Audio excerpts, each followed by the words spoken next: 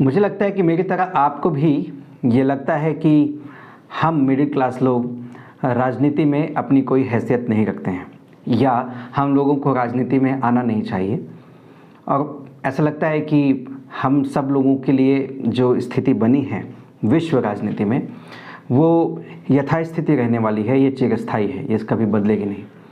और मुझे ऐसा लगता है कि आप लोग भी ये मानते होंगे कि जो राजनेता हैं वो हमारा दमन ही करेंगे, जो कारोबारी हैं, व्यापारी हैं, वो अपना व्यापार ही करेंगे, हम आपको नौकरी ही करना है, हमारे बच्चों को पढ़ाई ही करना है। और ये एक यथास्थिति है, ये हमेशा ही ऐसी रहने वाली है और इसका कोई विकल्प नहीं है। इसके इतर कुछ सोचने की ज़रूरत नहीं है, इसके इतर कोई कोशिश करने की ज़रूरत नहीं है। अगर आपको ऐसा नहीं लगता है, अगर आपको लगता है कि हम सब लोग, आप और मैं या हमारी हैसियत वाले लोग राजनीति में सीधे दखल दे सकते हैं और एक सकारात्मक नीति निर्धारण का काम कर सकते हैं, तो मुझे लगता है कि हम और आप लोगों को और ज़्यादा जुड़ने की, बात करने की आवश्यकता है। मैं ऐसा क्यों कह रहा हूँ? मैं ऐसा इसलिए कह रहा हूँ कि मैं मौजूदा राजनीति से वास्ता नहीं रखना चाहता हूँ और मुझे नहीं लगता कि मौजूदा राजनीति मेरे, हमारे या हमसे भी और संघर्षशील तबके के लोगों के लिए सकारात्मक काम कर रही है। और ये किसी पर आरोप लगाने जैसी बात नहीं है। जब आप शक्ति संतुलन का हिस्सा होते हैं तो आप पाते हैं कि बहुत कुछ आपके हाथ में नहीं होता है। आपके हाथ में सिर्फ इतना ही होता है कि आप उस शक्ति संतुलन के हिसाब से अपनी एक जगह बना लें और उस जगह में जो जिम्मेदारी आपको दी गई है बस उस जिम्मेदारी का निर्वहन करते रहें, चाहे फिर वो जिम्मेदारी आपसे गरीब तबके के लोगों का दमन करना ही क्यों ना हो, और आप वो कर रहे होते हैं। This is how the whole structure of politics works. ये आज से नहीं है, चिरातीत से है। जब से सत्ताएं हुई हैं, जब से सभ्यताएं हुई हैं, ये तब से ऐसा ही है। लेकिन इन्हीं सभ्यताओं में, इन्हीं व्यवस्थाओं में रिवोल्ट्स हुए हैं, इन्हीं व्यवस्थाओं में परिवर्तन हुए हैं। शांति स्थापित होने के बावजूद भी इसमें परिवर्तन हुए हैं। ऐसा ही नहीं कि राजनीति में सुधार का एक ही तरीका है, वह है आंदोलन, और आंदोलन के अलावा इसका कोई विकल्प नहीं है। और अगर ऐसा नहीं होता तो पिछले 50, 60, 70 सालों में जो राजनीतिक उपलब्धियां भारत जैसे देश ने प्राप्त की हैं या चीन जैसे देश ने प्राप्त की हैं, वो नहीं होती। उसमें हमारा और आपका योगदान सीधे तरीके से सफलता को परिदर्शित करे ऐसा जरूरी नहीं होता। पीढ़ियां लगती हैं, वंश दर वंश हमें उसमें काम करना पड़ता है, और किस वंश में, किस पीढ़ी में, भविष्य की किस सीढ़ी में जाकर के हम सफलता के दरवाजे को तोड़ पाएंगे, ये मौजूदा स्थिति में कोई भी कह दे ऐसा भी संभव नहीं होता। मतलब 1946 तक भी अगर कोई कह दे कि बस 15 अगस्त 1947 को हिंदुस्तान आज़ाद हो जाएगा, तो ऐसा कोई भविष्यवक्ता नहीं होता। और हम सब लोगों को भी इस तरह से टारगेटेड प्रोपगेशन की तरह पॉलिटिक्स में काम नहीं कर सकते। बट अल्टीमेटली मैं जो आपसे कहना चाह रहा हूँ कि मेरे और आप जैसे लोग अगर राजनीति में सीधे तौर पर अपना दखल पैदा करना चाहते हैं तो उसका रास्ता है, और उसका रास्ता है संबलता, उसका रास्ता है सरोकार, उसका रास्ता है कि अगर आप सीधे तरीके से राजनीति में नहीं आ सकते तो वो लोग जो सीधे तरीके से राजनीति में आ सकते हैं उनके साथ काम करना, उनके लिए संसाधन की उपलब्धता कराना या उनका हिस्सा बनना, उनके काम का हिस्सा बनना, वो कैसे भी हो। 3 काम आप मुख्य तौर से कर सकते हैं। या आप सीधे राजनीति में आ जाएं, कंधे से कंधा मिला करके साथ चलते हैं, संघर्ष करते हैं। दूसरा ये है कि आप अपनी जगह पे, अपनी यथास्थिति में रह करके अपने अपने संसाधनों के आधार पर हमें प्रमोट कीजिए, हमें वो जगह दीजिए लोगों के बीच में, जिससे कि हम लोगों की आवाज़ बन सके। और तीसरा है कि आप हमारे लिए संसाधनों का उपार्जन कीजिए, संसाधनों की व्यवस्था कीजिए। और इसके अलावा भी बहुत सारे तरीके हैं, आप सोचिए वो क्या तरीके हो सकते हैं और उसके साथ जुड़ते हैं। फिलहाल जो मैं आपको कहना चाह रहा हूँ कि जब से मैंने ये तय किया कि मुझे सकारात्मक राजनीति का सीधा हिस्सा बनना है, तब से कई सारी चुनौतियों को मेरे सामने आई, और उनमें से कई सारी बहसें जिसमें से ज़्यादातर लोग चीज़ें मुझे डिस्करेज करते रहीं, वो भी मेरे सामने आई। और कई मायने पर मुझे ये लगने लगा कि शायद मौजूदा परिदृश्य में हम जैसे लोगों का राजनीतिक दखल नहीं होना चाहिए। जो लोग मुझे जानते हैं, जो लोग मेरे विचारों से सहमत हैं या मेरे विचारों से बहस करते हैं, दिन रात मुझसे बातें करते हैं, वो लोग मुझे कहते हैं कि मेरे जैसे सीधे साधे ईमानदार इंसान की राजनीति में कोई जगह नहीं है, क्योंकि मैं चालाक नहीं हूँ, क्योंकि मैं वो हथकंडे नहीं जानता जिससे लोगों की धोखेबाजी से बचा जा सके। और मुझे ऐसा लगता है कि अगर गौशाला में गाय नहीं जाएंगी तो कुत्ते ही जाएंगे, अगर संसद में अच्छे लोग नहीं जाएंगे तो बुरे लोग ही जाएंगे।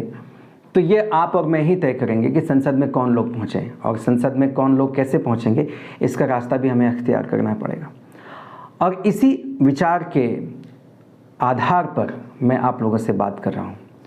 जब मैंने ये तय किया कि मुझे सीधे तौर से राजनीति में उतरना है, मैं बहुत सारे राजनेताओं से मिला, और यकीन मानिए कि सभी राजनेता बुरे नहीं हैं। सभी राजनेता सिर्फ हमें हमारा दोहन करके अपने संसाधनों का जीवापार्जन का तरीका नहीं इख्तियार करें। उनमें से बहुत सारे लोग ऐसे हैं जो नीति निर्धारण और सकारात्मक सामाजिक परिकल्पना के स्तंभ हैं।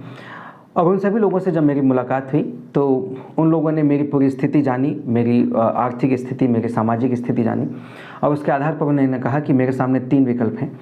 पहला विकल्प ये है कि मैं सिस्टम का हिस्सा बन जाऊं, लोगों के पैर छूऊं, हाथ जोड़ूं और उनके साथ कंधे से कंधा मिला करके चलूं, जैसा वो करते हैं वैसा करूं। और ऐसा करने में हो सकता है कि मैं 10-15 साल में एक अच्छा राजनेता बन जाऊं। दूसरा विकल्प उन्होंने कहा कि मैं दूर किसी गांव में जाकर के रहूं, वहाँ के लोगों की सेवा करूं, वहाँ के लोगों के साथ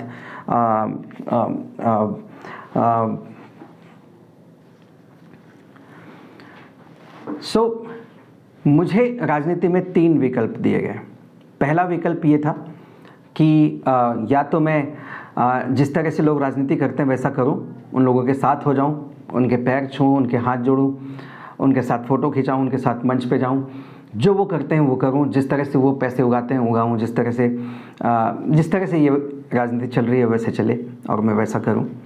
दूसरा विकल्प ये था कि मैं किसी सुदूर गांव में जाकर के लोगों की सेवा करूं, उनके हक की लड़ाई लड़ूं, उनके लिए चिट्ठियां लिखूं, प्रशासन के पास जाऊं, शासन के पास जाऊं और उनके हक की लड़ाइयाँ लड़ूं, उनकी सेवा करूं, उनकी बीमारी या जारी में उनका हेल्प बनूं।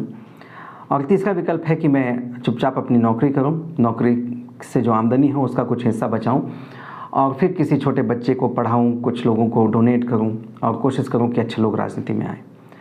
इसके अलावा मेरे पास चौथा विकल्प नहीं था।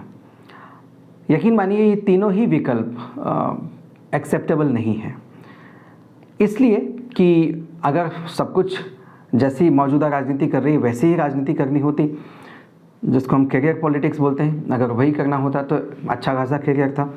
बेंगलोर में मैं नौकरी कर रहा था, शायद बेहतर स्थिति होती अगर मैं वो नौकरी कर रहा होता। और अगर मैं सिर्फ नौकरी करते हुए कुछ लोगों को डोनेट करके ये सोचूं कि बेहतर एक राजनीतिक भविष्य कल को तैयार होगा, तो जिस रफ्तार से राजनीतिक बुराइयां पनप रही हैं उस रफ्तार से अगर हम 1-1.5 पीढ़ी बाद कोई आज अच्छी राजनीति खड़ी कर पाएँ तो मुझे लगता है कि वो बहुत देर हो जाएगी। वो कोई फेयर कंपटीशन नहीं है कि हम बैसाखियों से चलें और हमारे जो विपक्षी हैं, जो स्वार्थी विपक्षी हैं, वो हेलीकॉप्टर और एरोप्लेन से, रॉकेट से आगे जाएं। तो ये भी विकल्प सही नहीं है।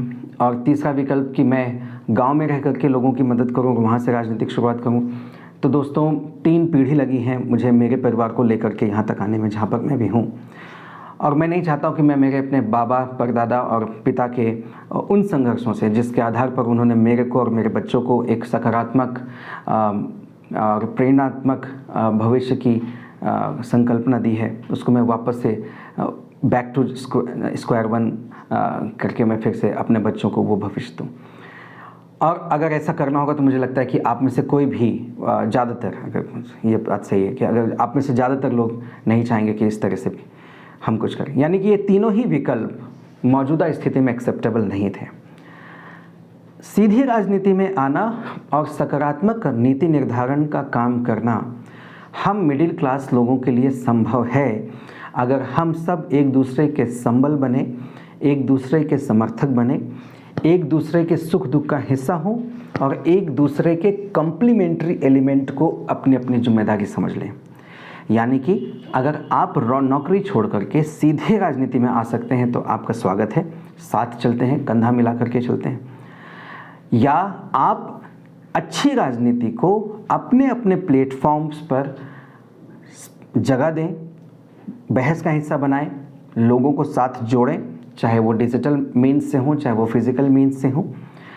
तीसरा ये है कि आप संसाधन जो हैं हमारे लिए रिसोर्स की तैयारी करें, कंट्रीब्यूशंस कराएं, डोनेशंस कराएं, चीज़ें दें, तैयार करें, डोनेट करें, और या कोई और तरीका इख्तियार करें।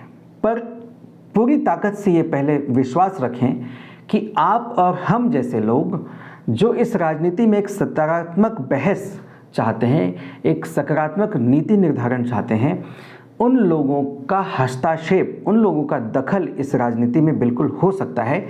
इसका कन्विक्शन पैदा करें और इस कन्विक्शन को पैदा करने वाले लोगों का संबल बने, और फिर हम देखते हैं कि राजनीति हमें या ये सामाजिक व्यवस्था में कहाँ तक पहुँचाती है। मैं ये नहीं कहता कि हम अगले ही क्षण सफल हो जाएंगे, पर हम सफलता की राह पर होंगे। इसलिए मैं चाहता हूं कि आप सब लोग एक साथ जुड़ें और बजाय इसके कि राजनीति में क्या सही हो रहा है क्या गलत हो रहा है, इस बहस पर और हल्ला नॉइज़ क्रिएट करें, उससे अच्छा है कि हम अपनी रिंग में अपनी हैट थ्रो करें और संघर्ष करें कि जो गलत है उसको हम सही करेंगे। कोई और नहीं आएगा हमारी इन सब चीज़ों को साफ करने के लिए, सही करने के लिए।